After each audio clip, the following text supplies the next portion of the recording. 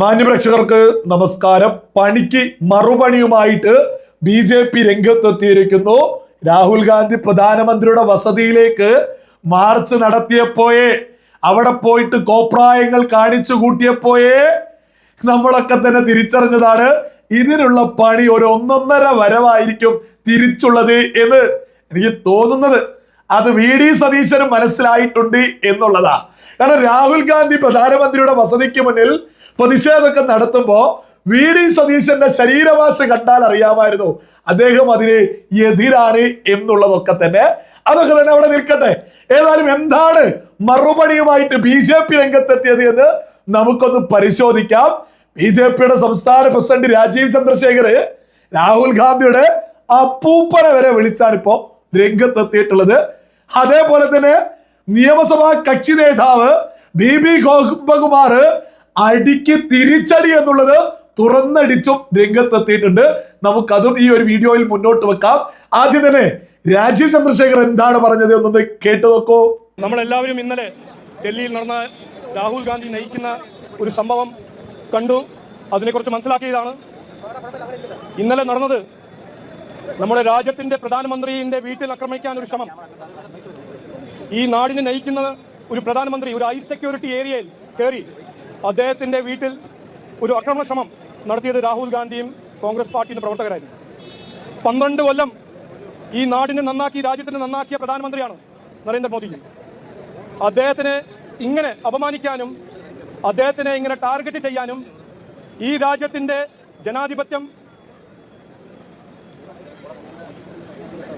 മറിക്കാനും ഞങ്ങൾ കോൺഗ്രസിനെ സമ്മതിക്കില്ല, അട്ടിമറിക്കാൻ ഞങ്ങൾ സമ്മതിക്കില്ല എന്ന് ഇന്ന് പറയാനാണ് ഇവിടെ എത്തിയിരിക്കുന്നത്.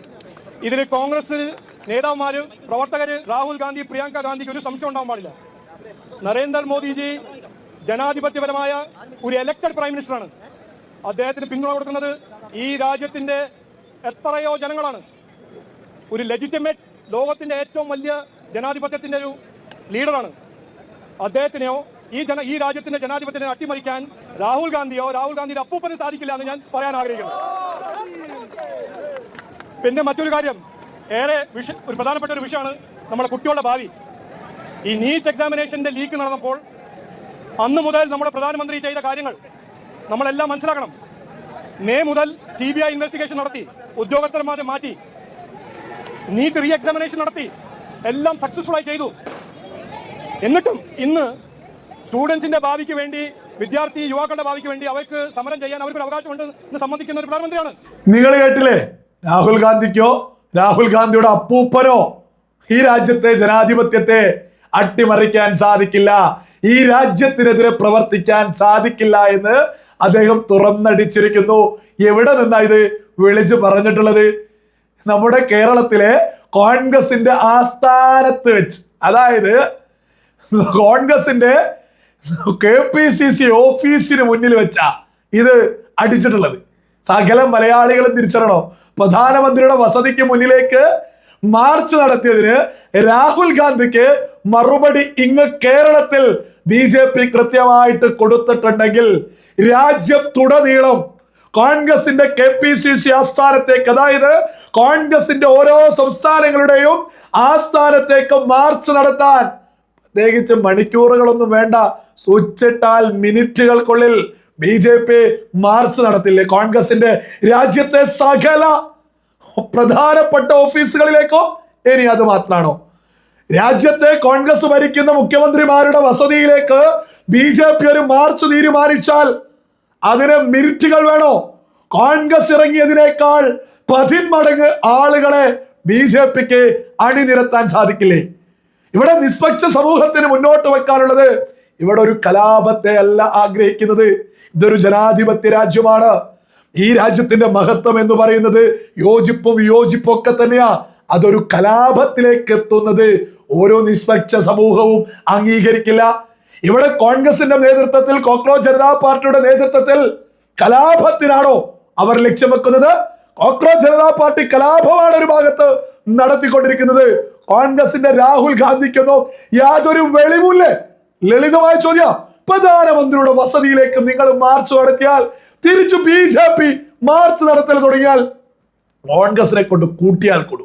ഇവിടെ കുറെ മണ്ടന്മാരായിട്ടുള്ള കോൺഗ്രസിനെയും കോക്രോച്ച് ജനതാ പാർട്ടിയൊക്കെ പിന്തുണയ്ക്കുന്ന ആളുകൾ, അത്തരം ആളുകളോട് പറയാനുള്ളത്, നിങ്ങളൊക്കെ എന്ത് കോപ്പിലെ ദിവാസ്വപ്ന കാണുന്നത്? കേന്ദ്ര സർക്കാർ ഒരു പ്രധാനപ്പെട്ട മന്ത്രിയെ രാജിവെപ്പിക്കുക, മോദിയെ രാജിവെപ്പിക്കുക, അങ്ങനെ കേന്ദ്ര സർക്കാരിനെ വലിച്ചിടാമെന്ന്, അത് എന്ത് കോപ്പിൽ എന്ത് വ്യാമോഹം അത്? നിങ്ങളെ കൊണ്ടൊക്കെ കൂട്ടിയാൽ കൂടില്ല മക്കളെ. ഇതാണ് വിവേകമുള്ള നിഷ്പക്ഷ സമൂഹത്തിന് മുന്നോട്ട് വെക്കാനുള്ളത്.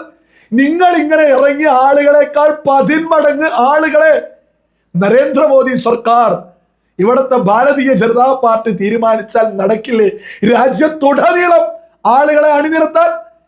ഇതെന്താ ബലപ്രയോഗത്തിലൂടെ ഭരണത്തെ അട്ടിമറിക്കാനാണ് ഇവിടെ കോൺഗ്രസ് ശ്രമിക്കുന്നത്. അതിനെ ജനാധിപത്യത്തെ വിശ്വസിക്കുന്ന ഒരാൾ പോലും അംഗീകരിക്കില്ല. നിങ്ങൾ സമരം ചെയ്യൂ. ഇനി വരുന്ന 5 വർഷമാകുമ്പോ, വരുന്ന 2029 ഇലക്ഷൻ ഉണ്ട്. നിങ്ങൾ ക്യാമ്പയിനുകൾ നടത്തിക്കോളൂ, നിങ്ങൾ സമരങ്ങൾ നടത്തിക്കോളൂ. കലാപത്തെ ബോധമുള്ള ഒരു മനുഷ്യരും അംഗീകരിക്കുന്നത് BJP-ക്കാർ എന്നല്ല, നിഷ്പക്ഷ സമൂഹം അത് അംഗീകരിക്കുന്നില്ല.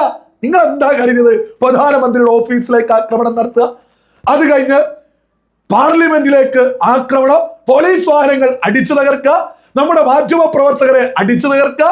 എന്താണ് ഇവിടെ കോക്രോച്ച് ജനതാ പാർട്ടിയൊക്കെ നടത്തുന്നത്?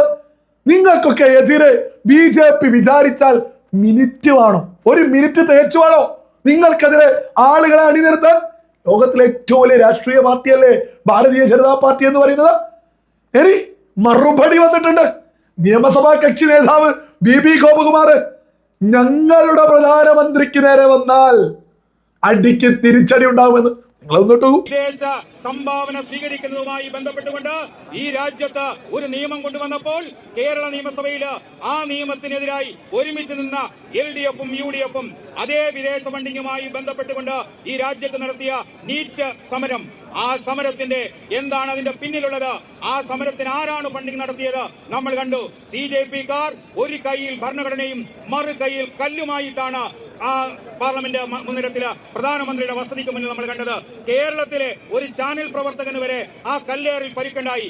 പ്രധാനമന്ത്രിയുടെ വസതിയിലേക്ക് അതീവ സുരക്ഷയുള്ള ഒരു പ്രദേശത്തേക്ക് പോകുമ്പോൾ പോലും എടുക്കേണ്ട മുൻകരുതലുകൾ പോലീസ് എടുത്ത് ആ സമരത്തെ അനുനയിപ്പിക്കുവാൻ ശ്രമിച്ചപ്പോഴും അക്രമ സമരത്തിലേക്ക് പോയത് ഈ കർഷക സമരത്തിലെ പോലെ തന്നെ നീറ്റ് പരീക്ഷയുമായി ബന്ധപ്പെട്ടുകൊണ്ട് നടന്ന അക്രമ സമരത്തിലെ വിദേശ ഏജൻസികൾ ആരാണ്, വിദേശ ഫണ്ടിങ് ആരാണ്, അത് അന്വേഷിക്കപ്പെടണം. അതുകൊണ്ട് തന്നെ ഈ സമരത്തിന്റെ പിന്നിലുള്ള ഇത്തരം ഗൂഢാലോചന കേരളത്തിന്റെ മുഖ്യമന്ത്രി പങ്കെടുത്ത ഈ സമരത്തെ സംബന്ധിച്ച് വളരെ വിശദമായി അന്വേഷണം നടത്തണമെന്ന് മാത്രം പറഞ്ഞുകൊണ്ട് ഒരു കാര്യം കൂടി ഓർമ്മപ്പെടുത്തുന്നു. സമാരാധ്യനായ ഭാരതത്തിന്റെ പ്രധാനമന്ത്രി ആക്രമിക്കാൻ ശ്രമിച്ചാൽ ഞങ്ങൾ കൈയും കെട്ടി നോക്കില്ല.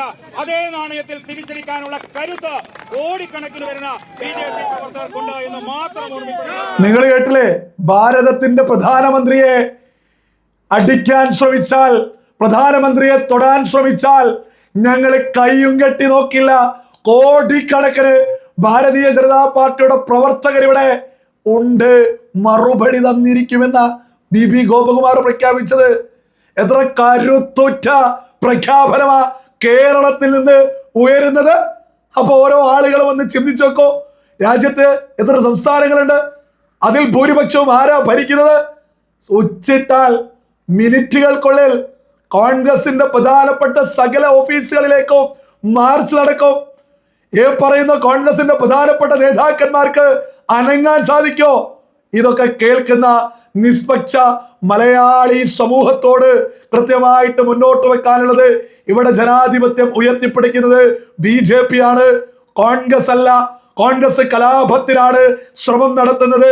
കോക്രോച്ച് ജനതാ പാർട്ടി നമ്മുടെ പോലീസിനെ ആക്രമിക്കുന്നു, നമ്മുടെ പോലീസ് വാഹനങ്ങൾ അടിച്ചു തകർക്കുന്നു, നമ്മുടെ മാധ്യമ പ്രവർത്തകരെ വളഞ്ഞിട്ട് ആക്രമിക്കുന്നു, നമ്മുടെ കേരളത്തിലെ മാധ്യമ പ്രവർത്തകരെ കല്ലെടുത്തെറിയുന്നു. നമ്മൾ എന്തൊക്കെയാ കാണുന്നത്? എന്നിട്ടും കോക്രോച്ച് ജനതാ പാർട്ടി ജനാധിപത്യോ കോപ്പ ജനാധിപത്യമല്ല. അവർ നേപ്പാളും ബംഗ്ലാദേശും ആവർത്തിക്കാനാ തുനിഞ്ഞിറങ്ങുന്നത്. രാഹുൽ ഗാന്ധിയോട് പറയാനുള്ളത്, നിങ്ങൾക്ക് തെറ്റിയിട്ടുണ്ട്. നിങ്ങൾ കോക്രോച്ച് ജനതാ പാർട്ടിയെ പിന്തുണച്ചത് അങ്ങേയറ്റം തെറ്റ് തന്നെയാ. നമ്മുടെ രാജ്യം എന്ന് പറയുന്നത് ഒരു ജനാധിപത്യ രാജ്യ. യോജിപ്പും ഒക്കെ വേണം, അത് ജനാധിപത്യത്തിന്റെ മഹത്വം തന്നെയാ. പക്ഷെ അതൊരു കലാപത്തിന് നേതൃത്വം കൊടുത്താവരുത്, അതൊരു കലാപത്തിന് തുനിഞ്ഞിറങ്ങുന്നവരെ കൈയടിച്ച് പ്രോത്സാഹിപ്പിച്ചുകൊണ്ടാവരുത്. നീറ്റ് എക്സാമുമായി ബന്ധപ്പെട്ട് വളരെ ലളിതമല്ലേ? അതുമായി ബന്ധപ്പെട്ട് ചോദ്യപേപ്പർ വിഷയത്തിലെ സകല ആളുകളെയും അറസ്റ്റ് ചെയ്തില്ലേ, വീണ്ടും എക്സാം നടത്തിയില്ലേ, ലക്ഷക്കണക്കിന് വിദ്യാർത്ഥികൾ അഡ്മിഷൻ എടുത്തില്ല. അതുമായി ബന്ധപ്പെട്ട് ഇനി നിങ്ങൾക്ക് എന്താ വേണ്ടത്? കലാപോ? അതൊന്നും നിങ്ങളെ കൊണ്ടൊന്നും കൂട്ടിയാൽ കൂടില്ല. അതിനിവിടെ കോടിക്കണക്കിന് ജനങ്ങളുണ്ട് നിങ്ങളെയൊക്കെ പ്രതിരോധിക്കാൻ. ഈ കുറച്ച് ആളുകൾ ഡൽഹിയിലും കുറച്ച് രാഹുൽ ഗാന്ധി ടീമൊക്കെ എന്തോ ബഹളം വെക്കുന്നത് കേട്ടിട്ട് ഇവിടെയുള്ള ആളുകളോട് പറയാനുള്ളത്, പ്രത്യേകിച്ച് അവരെയൊക്കെ പിന്തുണയ്ക്കുന്നവരോട് പറയാനുള്ളത്, ഈ രാജ്യത്തെ ഭരണകൂടത്തെ ഒന്നും കോൺഗ്രസിനെ കൊണ്ടും കോക്രോച്ച് ജനതാ പാർട്ടിയെ കൊണ്ടൊന്നും ഒരു ചുക്കും ചെയ്യാൻ സാധിക്കില്ല. അതിനെ പ്രതിരോധിക്കാൻ അവരെക്കാൾ വലിയൊരു ശക്തിയായിട്ട് ഇവിടെ ഒരു വലിയ ജനസമൂഹം തന്നെയുണ്ട്. BJP ഒരു സ്വിച്ചിടാത്ത പ്രശ്നമേ ഉള്ളൂ എന്നുള്ളതാണ് സകല മലയാളികളും തിരിച്ചറിയുന്നത്. അതാണ് BJPയുടെ ജനാധിപത്യ ബോധം എന്നുള്ളതും സകല ആളുകളും തിരിച്ചറിയുക.